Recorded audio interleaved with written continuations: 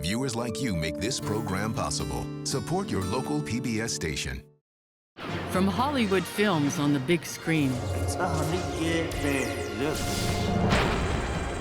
to sacred writing deep within the earth. Now there's a word here.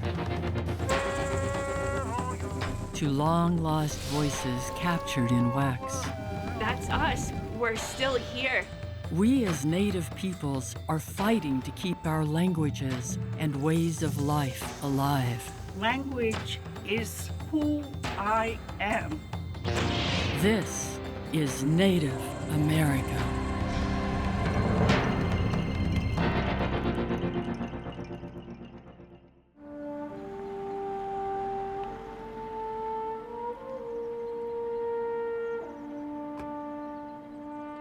May the 4th is a special night at the West Winds Drive-In in Glendale, Arizona.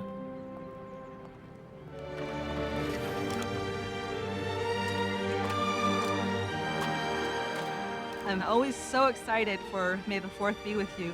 Every year when this comes around, my energy level goes up. Hi, Parker, there's a tattoo. There you go. Tonight, they're screening a unique version of Star Wars, dubbed into Navajo. Thank you for coming. When I heard that folks were gonna do episode 4 in Navajo language, it was a dream that came true.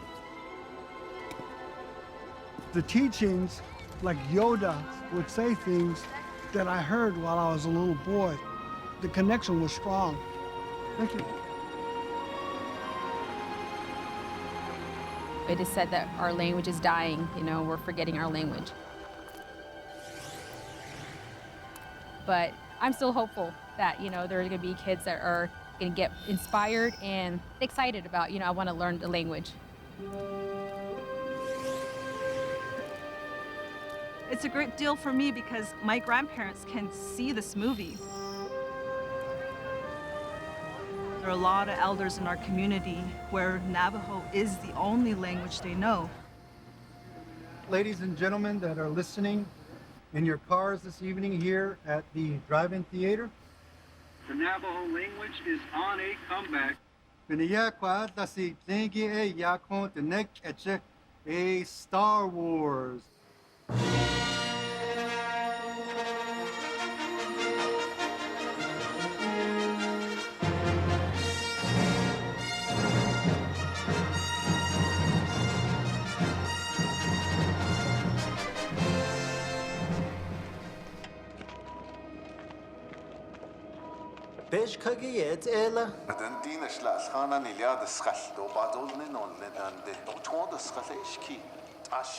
Everybody loves Star Wars. I remember seeing a toy X-Wing fighter probably 1978, 77, and just really being blown away. That was my first introduction to Star Wars. I didn't even know about the movie. I just saw this toy and I was just like, whoa. Manny Wheeler is the Jedi mind behind the Navajo dub of Star Wars. He auditioned hundreds of people to bring the project to life. Help me, Obi-Wan Kenobi. Kuda Obi-Wan Kenobi, on the day nachit siyasin. Hi, din kilit agi hay tabat sido. Kat aldrin mit injikoto. Obi-Wan Kenobi. Obi-Wan. Iji hatan das that's on the. Dia kut ada ben kahot ida, hait out at the dishless. Nanat net it all lookot, ado bain leh. The Force and the universe is all interconnected. When you put that in the Navajo language, especially for an elder to hear that, they're gonna just be thinking like, yeah, of course. It's not just a movie. That's stuff we really believe.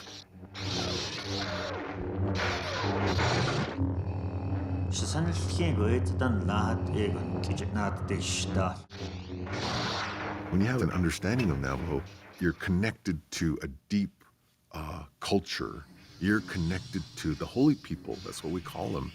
And you have a strong sense of being in this world when you are fluent in Navajo.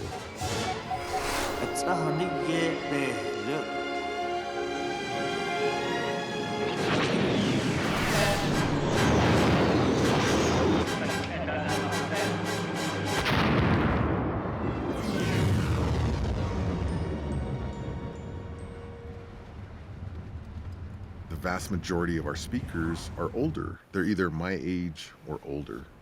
And it doesn't take a scholar to see the road that we're heading down. We need to put things in place immediately to prevent our language from vanishing.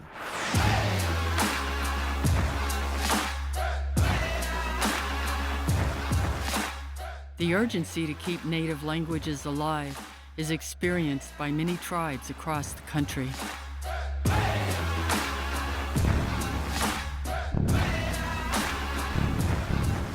Juba 1492, Oshime, Nijing, Midoaswak, Niziwe, Uma, Ikinaku, Minising, Pieji, Ejigagi, Gitoyang, Nongomi Dash, Ningunduak, Nijuaso, Nimituna, Ishinanan, Etigo. Yisping Yego, Jisgasing, P 2050, Nishtana, Eta, Hawaiiang.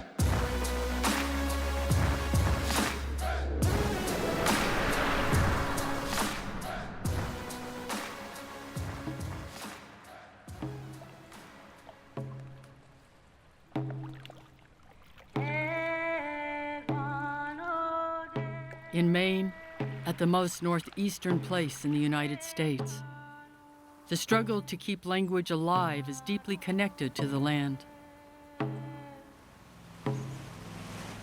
Donald Sock Toma is the Passamaquoddy Tribal Historic Preservation Officer.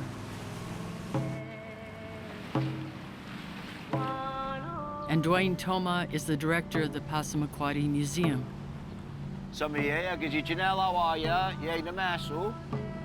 They're on their way to a place they call Guasui Monique, Pine Island. Our people have always had names for these islands, and that particular island's always been Guasui Monique to our people. Yeah. 500 years ago, we'd be seeing probably a group of birch bark canoes. The fish would be jumping out of the water. It was a happy place, a place that sustained our people. That's right.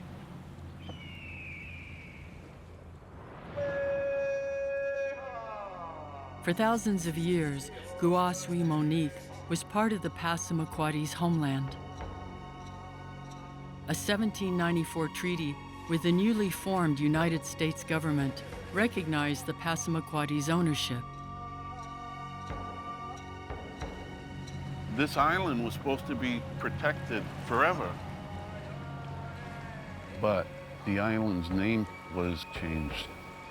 So it was no longer Pine Island as listed in the treaty. All of a sudden, the name of the island was White's Island. The government of Maine changed the name of the island so it wouldn't match the name on the treaty. The government used language to steal the land from the Passamaquoddy. We're pretty lucky today. The Eagles left us a gift. Yeah. It's really nice to be back here. About 100 years ago, when our people were taken off this island, the loggers came in here and just stripped the island clear of all the pine trees, stripping it of its very name. Yeah. This is the site of our old village. Yeah. On Guasui Monique. I could feel their spirits. It's powerful here. Yeah. This is the center of the lake, our life. Yeah. For the Passamaquoddy, land and language are intimately connected. And both are under attack. Donald and Dwayne are on a mission to keep the language alive and get this island back.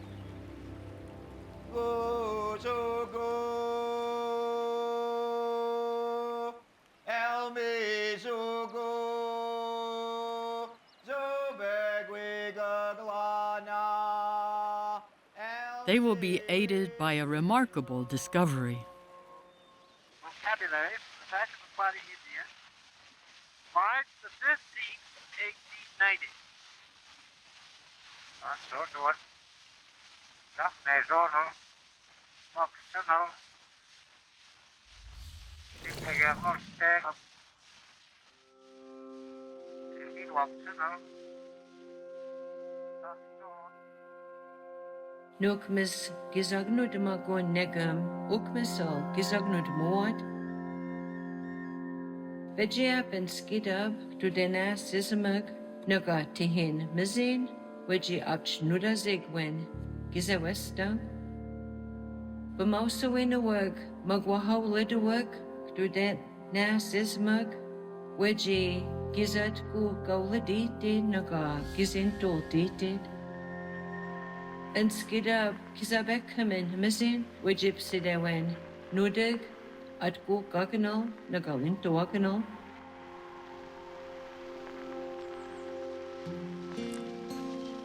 The voices on those 130-year-old recordings could help save the Passamaquoddy language.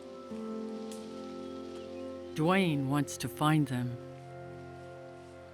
You are the youngest fluent speaker of the tribe. Your pronunciation is excellent, and your knowledge of the language is so important. You have to listen to our ancestors. I believe this is going to be your journey. Dwayne grew up speaking Passamaquoddy in his home. But for many in his generation, native language was discouraged or outright banned. My generation had plenty of parents that spoke Navajo fluently, but they didn't pass that language teaching on to us. And that's where I start to feel strongly and I start to feel motivated that we need to put things in place immediately to prevent our language from vanishing. In 1980, 93% of Navajos spoke their language. Today, it's down to half.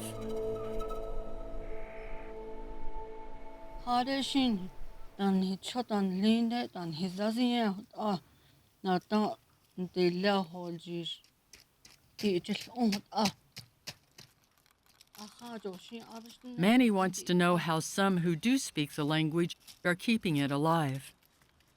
He's coming to visit Sophie Shorty and her family. Mother Ruth, Sophie's daughter Autumn, and Autumn's daughter Christy. Christy. 4 generations of Navajo speakers.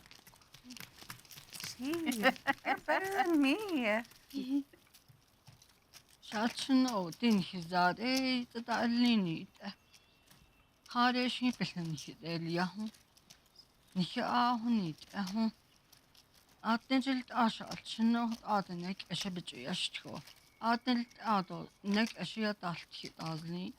Fanit anigin kizad ayutlahat enahlo.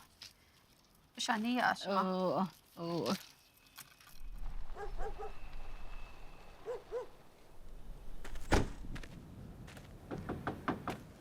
Yeah, hey. Kompa. Looks delicious. Oh, I just came back from Phoenix. We showed the Navajo Star Wars down there. That was pretty good. I was at a drive-in. Oh, yeah. I've been to one day. We went to a drive-in, but we were in the trunk. We went to the drive-in, and we got out until we parked. It's easy to understand how Sophie and her family keep the language alive. Every day they live it. Hang him high. But what about those who are losing the language, including Manny? I look to the reasons that my parents didn't teach it to me. And that's a real sensitive discussion. My parents, they both speak Navajo, and they both went to boarding school, but they never talk about it. They never said like, well, we were beaten or we were punished for talking our language, but it probably was like that. Like when you think about a chain, that boarding school broke one of the chains, and that was our language, you know. Don't the bahashnet the shama. Inshtra da the kushi tlabaltra inna shizad beyashti inna shita atsaho. Kobi gahada tisha she be gahada shilno. Adnek achiyat kishoda not ishod no hashi shadat loho. Ahoda shilno hashi. Those certain boys that used to tease me, to this day, I know their kids. I had them as my students. And I think those people who had kind of stepped away from the Navajo language later realize, I want that, I need that. I've seen kids, you know, getting bullied because they talk Navajo. When I was little, when my classmates were talking Navajo, we used to call them Johns, you know? And I feel bad that that happened, you know? I feel bad that I was part of it. So, you know, all of that, I'm trying to fix it.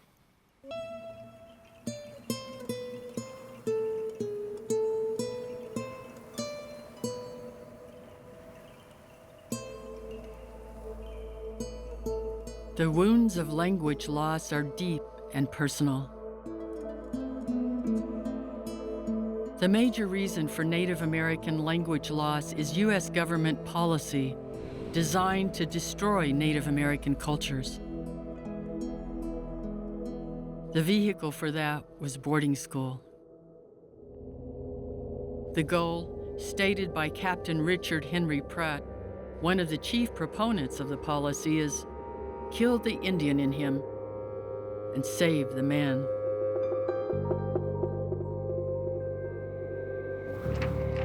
Exona te horudagya hagya.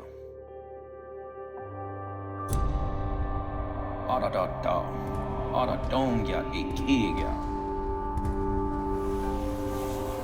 Aya orda erugya gulgo. Dako solo horud, dagya gatbado. Koi ba koi dong san ita.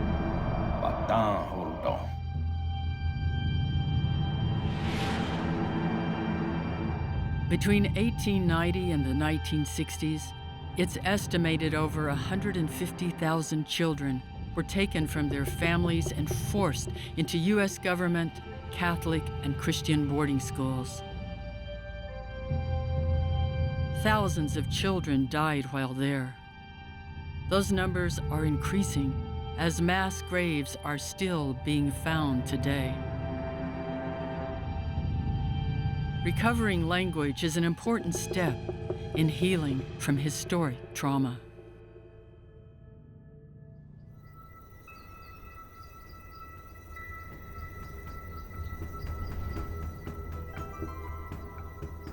Shall we go to the vault? Yeah, absolutely. I'm really, really excited. Very, very excited. Yeah. Dwayne Toma's search for the voices of his Passamaquoddy ancestors brings him to the National Audiovisual Conservation Center. It houses the world's largest collection of early sound recordings of Native American languages. The earliest field recording is spoken in Passamaquoddy and captured on one of the first recording mediums, wax cylinder.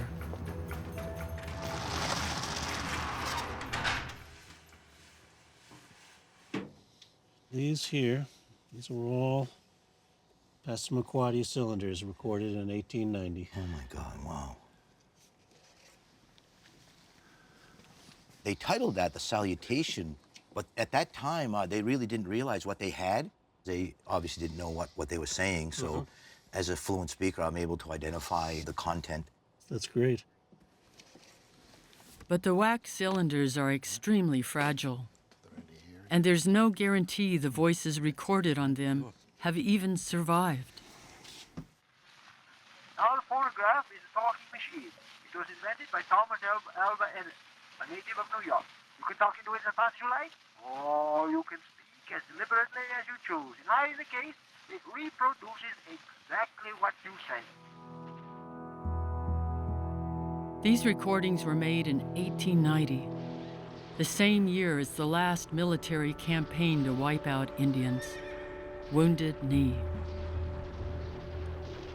There, the U.S. Army murdered over 250 Native men, women, and children.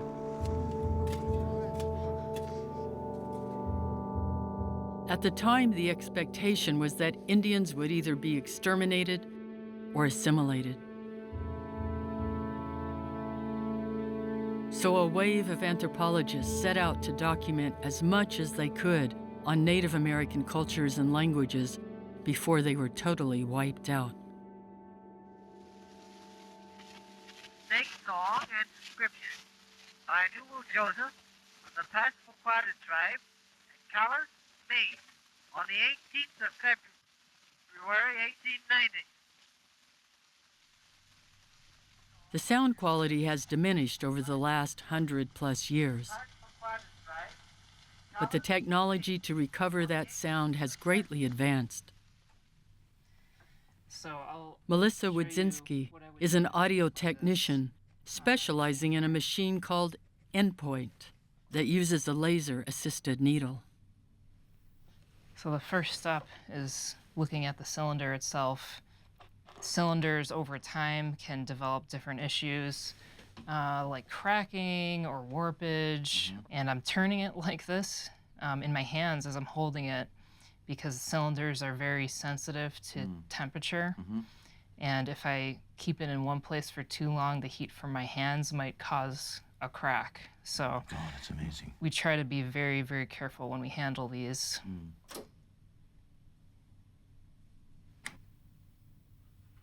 So let's give this a listen.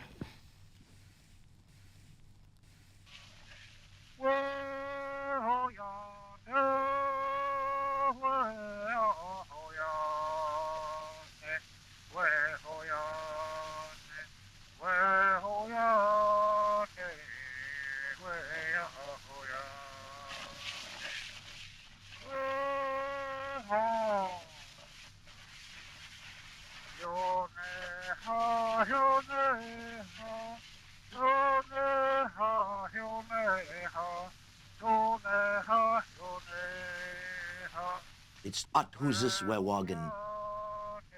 Atuziswewagan is a snake dance song. Wow. And not only that, but we have a snake dance song, but it's not the same song. So now we're going to bring back the original Atuziswewagan.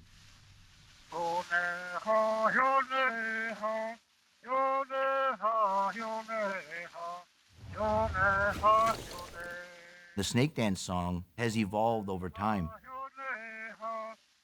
But the teachings that are in the songs are still there. The idea of coming together, about unity, about sharing common problems, are still woven like a basket into the song.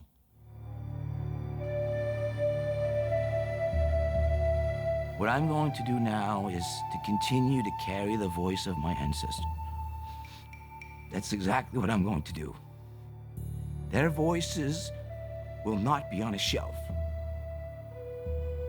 I'll continue to do the work that they wanted me to carry out and for all of us to carry out, to preserve language and songs. Because that is our worldview. It's how we see the world.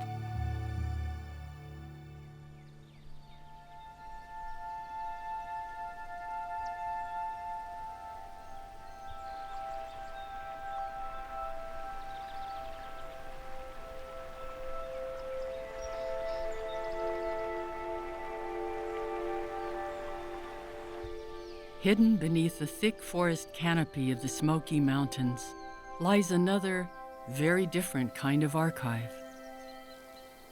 A cave containing some of the earliest evidence of Cherokee writing.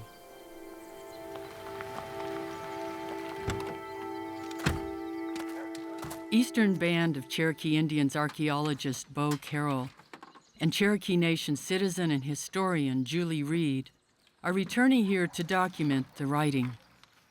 They're hoping it can help them understand a pivotal moment in Cherokee history. I'm always thinking when I go in there that how dangerous it is sometimes, some of the stuff we have to go through. But then I think that our ancestors, they didn't have safety equipment. Yeah, I mean, I think about the engineering that's required to get to some of the spaces that they go to, and yet here they are going to these spaces hundreds of years ago, thousands of years ago. I was asked to come look at some caves that may have writing in them, and as a Cherokee historian, I was more than happy to see where these sites were and exactly the context that they existed in.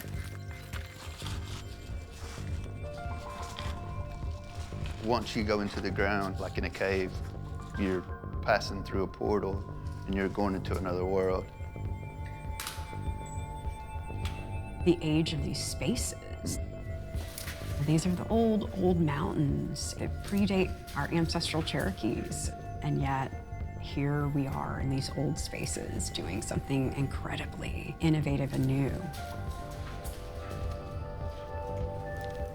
It's amazing to cross through this threshold and then having that aspect of that danger.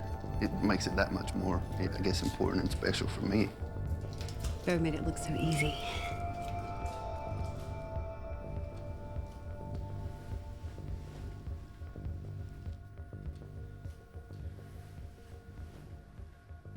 Whenever I come in a cave, I feel like the Cherokees that were in here wrote it right before I came in, like yesterday. I sit in archives all day long. I go to libraries, and yet to think about this space as an archive, right? Oh, that yeah. like, When you come in here, this is the first thing that you notice, this graffiti. But if you look a little bit closer, you start teasing out these little syllables. They run out through here, under this. So I'm gonna go grab the camera and we can take some more pictures.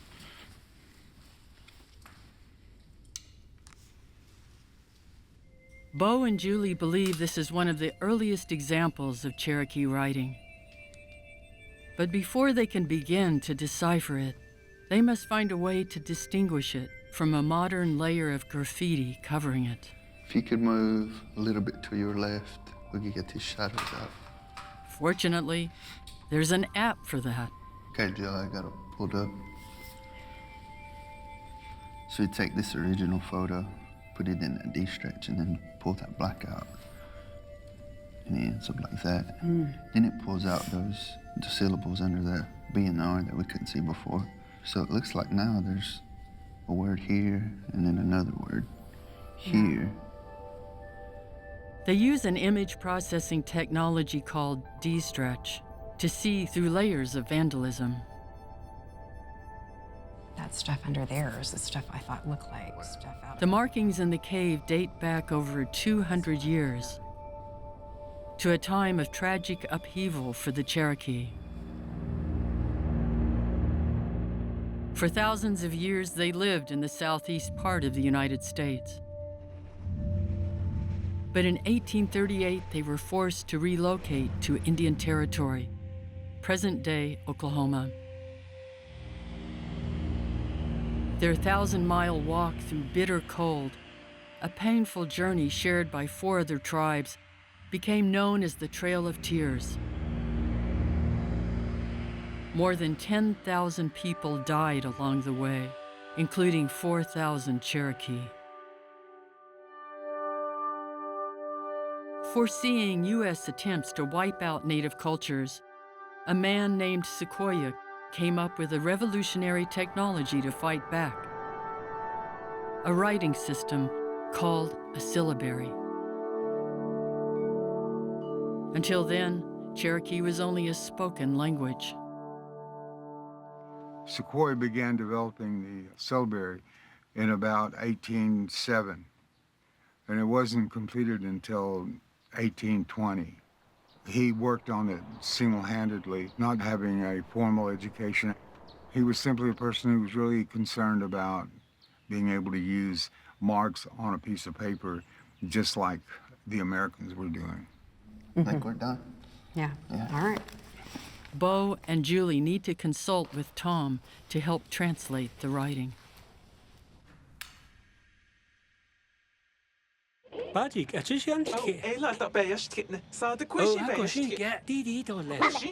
Look! When Navajo Star Wars first came out, I thought that would be the only one, and that was it. I never thought we're gonna do more.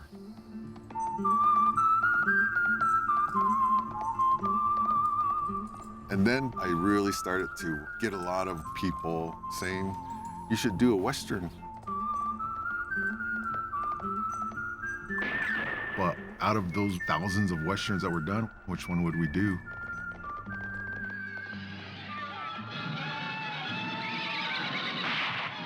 Native people in Westerns, we have a history of being misrepresented, either by portraying us as primitive, See what I told you?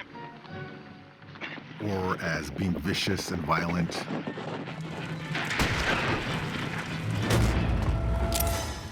Wendigo getting away. What the hell's he talking about? Nothing, it's an Indian thing. But Clint Eastwood Westerns, they're great films, and they're great stories. And in this case, in Fistful of Dollars, there were no Native people in it.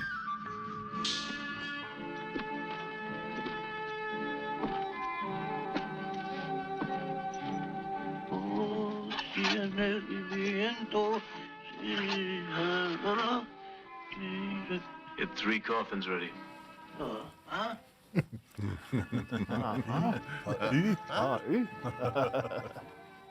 Manny assembles a group of trusted colleagues to translate the film. Listen, stranger. Did you get the idea? We don't like to see bad boys like you in town. Go get your mule.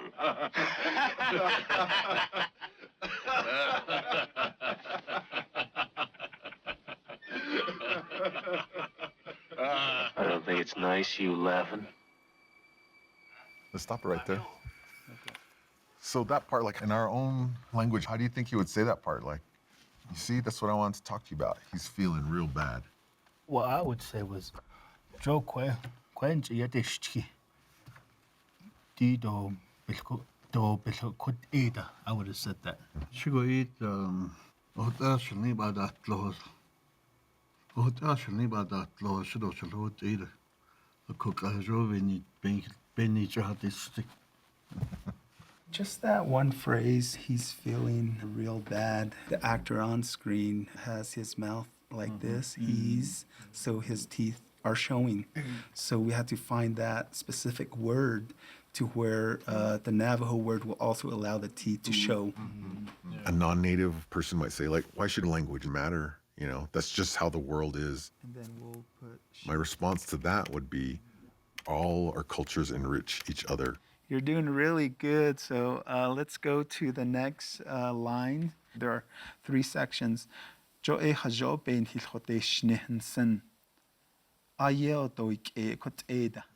Oh, go ahead. Joy has Joe Benny Hilkoteshninson. I yelled to eat a kut Ada. It's a little bit long. Oh. So we need to read it a little bit faster. So let's do that again, Hop. Okay. Joy has Joe Benny Hilkoteshninson. I yelled to eat a kut Ada.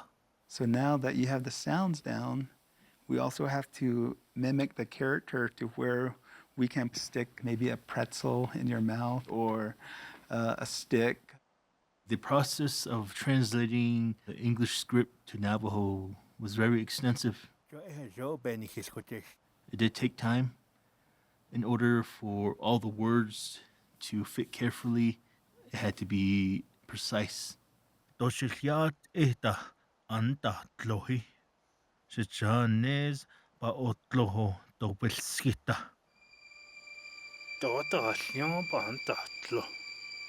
Nta so konoshin tishnin gate out. She don't lot all that int.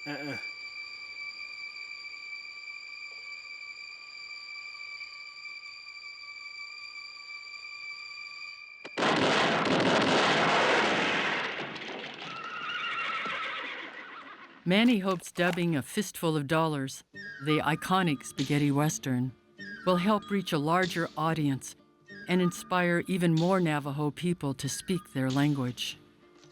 Get your thing, oh yeah.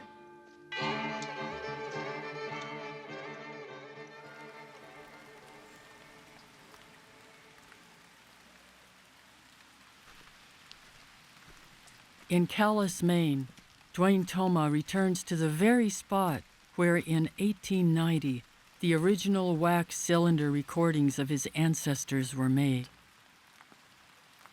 When I look at this picture, I think about what the people are thinking. They were thinking way ahead, knowing that the language and songs were going to be preserved. It means so much to me knowing that a language, and songs, and stories will continue.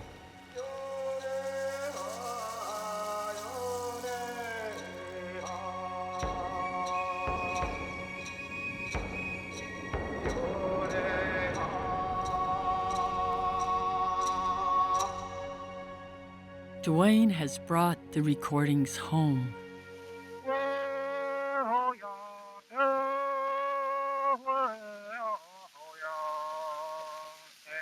At the Wapanagi Museum, community members hear the restored snake dance song for the first time.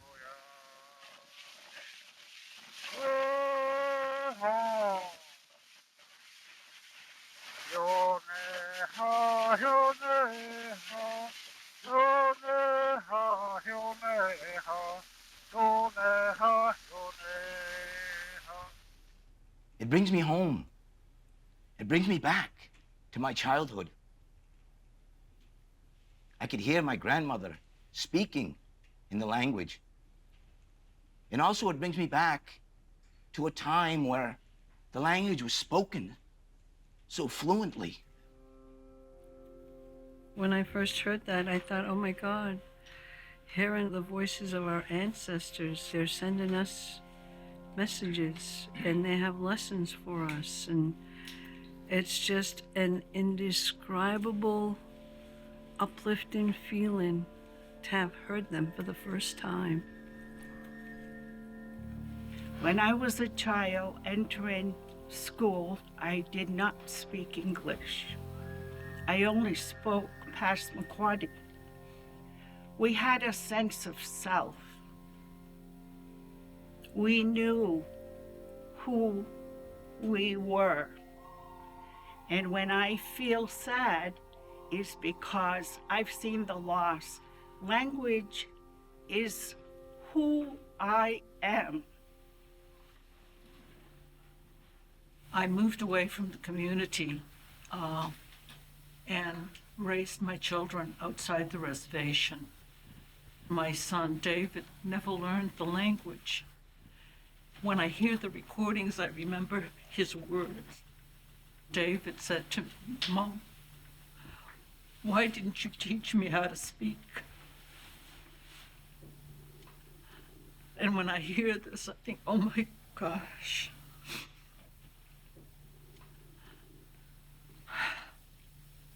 It's so ironic that the dominant culture seeks to continuously wipe us out and to make us like them. And it's their own technology that has brought us over 100 years into our past. And to hear people that we're all related to speaking and to listen to that song and to hear, like, I wanted to dance.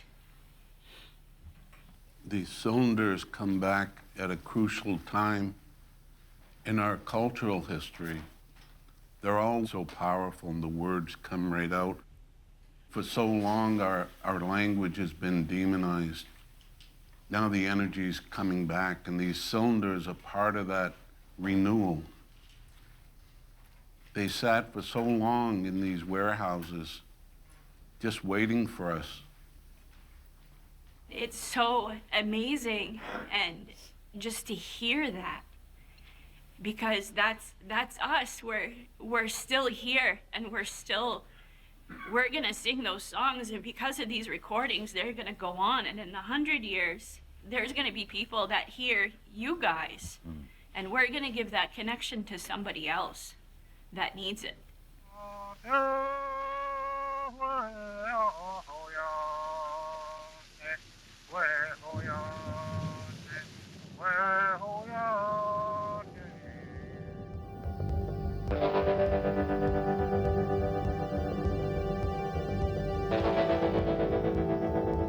Over 200 years ago, a Cherokee person created another kind of technology to speak to his future descendants.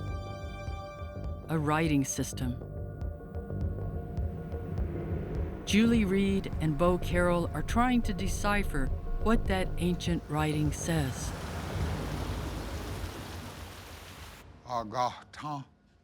They seek the advice of Cherokee elder Tom Belt, a fluent speaker and expert on the Cherokee writing system. I want to show you the pictures we got from that visit to the cave. Now we can see that bottom line pretty clear. So the first two things that stand out are the two syllabary letters, Saw and Saw. That would be someone's name, Saw Song, which means goose. Tom believes Goose is the name of the writer. The next thing we were looking at then would be the O-G Wa, O-G Wa Ta'i. And that word in Cherokee, that means we found it. Is that He-ah right here? Yeah. He-ah, Ta-dun, Sun-i. Yeah. He-ah, Ta-dun, Sun-i. That was asked for, we have found it, and it has been divided. But what has been asked for and divided? What does that mean? In that time, the changes that were being faced by the tribe were immense. The issues of total removal from our homelands. Na amayeli watini udoshasa unoshanei ije ijodo kanoheda tasohista jeki kahiasti ugawashi kadohi igihai. Na kanoheda tasohista dega galentane na osi uniela nai na no una tahila unanigisti. Anisi danela juniyawi junali unasa unadasu tanei. Hilaskia yani a junohuelanai na unadane chela dega jilei.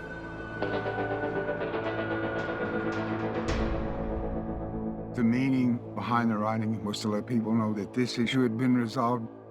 It could be that 3 captives were taken to balance out 3 captives that had been taken from them, or it could be that lives had been forfeited. But why would Sasa, Goose, the author of this 200-year-old phrase, go into a dangerous cave to write these words? I think that this writing in the caves says that this had to be something that was well documented. It is, in fact, the way in which they documented that this issue had been settled. You know, it's done, it's over with, let's move on. It's been healed. They would go to these caves and do those ceremonies in order to establish a sense of mental health. The cave is both an archive for settled law and a place to go for healing. The syllabary is the technology that records that language. The accumulative volume of information about all of the aspects of what it means to be a human being is encoded in the language. It is simply the way in which we interpret the world.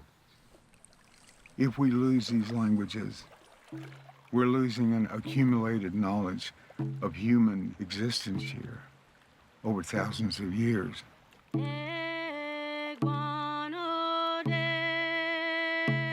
Language is more than words. Language defines life.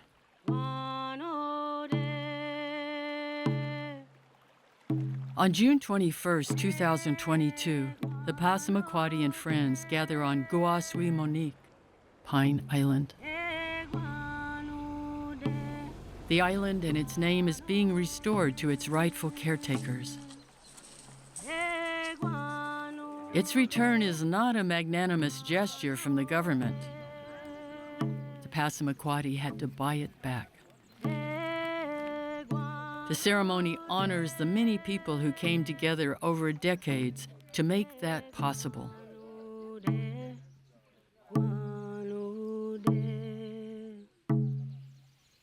This island coming back to our community is so important. It's like the wax cylinders that have come back to us after 125 years.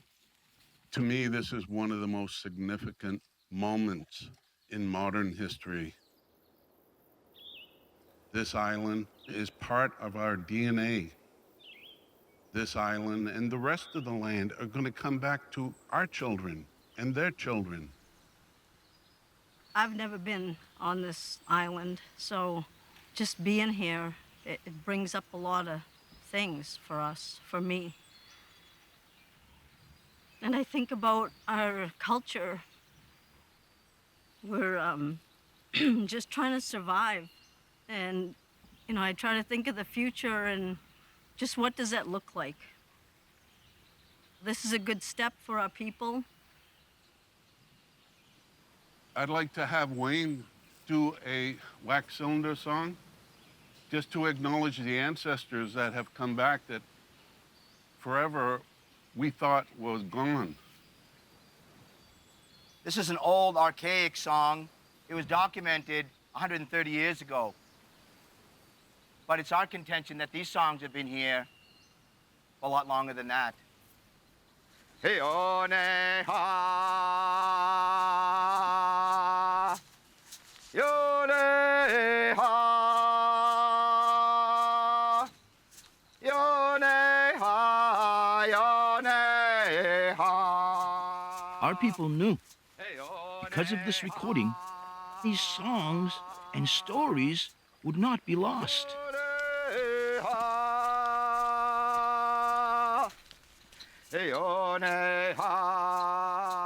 The land and the voices of the people come full circle. The island, stolen from the Passamaquoddy, has been returned. Its name restored from White's Island to Pine Island. And the voices of the Passamaquoddy ancestors, recorded on wax to document a dying language, are alive and being sung today. Gijiji tuan tamagoji beji. Gijiji tunch tama eliain. If you know where you come from, you'll know where you're going. I believe this land back movement is starting nationally across the whole nation. Sacred space should be returned because it's part of community's culture back to its rightful owner. Hey, oh, ne, ha. Everybody let go. Hey, oh, ne, ha. Yo, ne, ha. Yo, ne, ha. Yo, ne,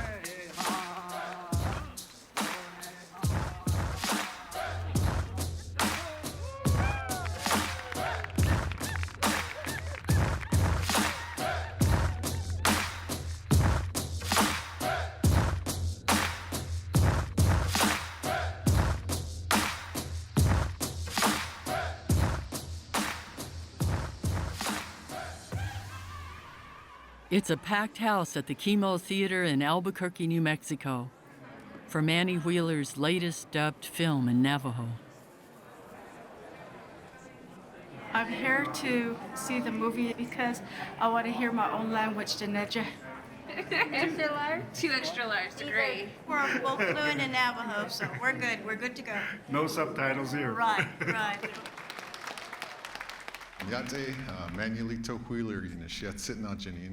There's always just that sense of disbelief. There's that sense of, here we go. Let's hope this is another step in the right direction. So many things happen when we put these movies into Navajo. They become our own, and its effects will be felt 100 years from now in a good way.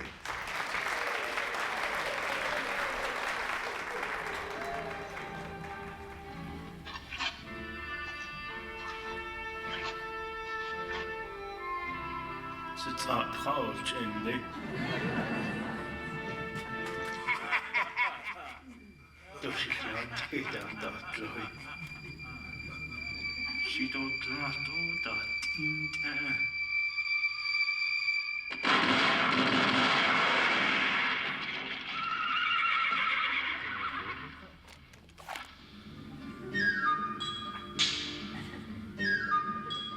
One thing the Navajo community can count on from Manny, there will be more movies dubbed in Navajo.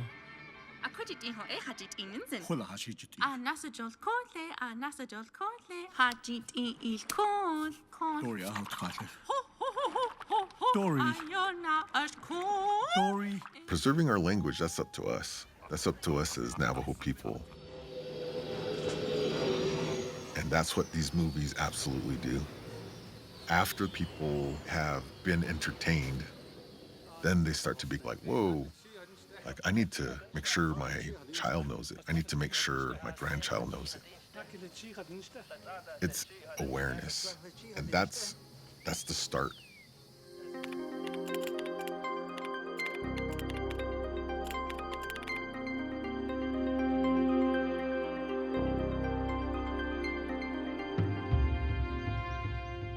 I myself have not taught my own children how to speak.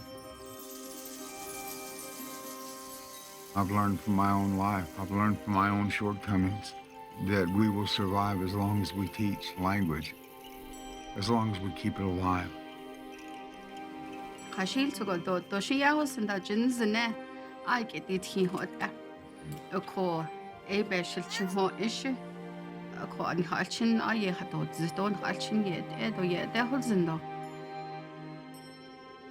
My hope for the future for the Passamaquoddy tribe is that we continue to speak our language, we continue to sing our songs, we continue to have a love and a connection to the land. Across the continent and over the generations, Native people are revitalizing our languages to carry over 10,000 years of history, culture, and traditions into the future.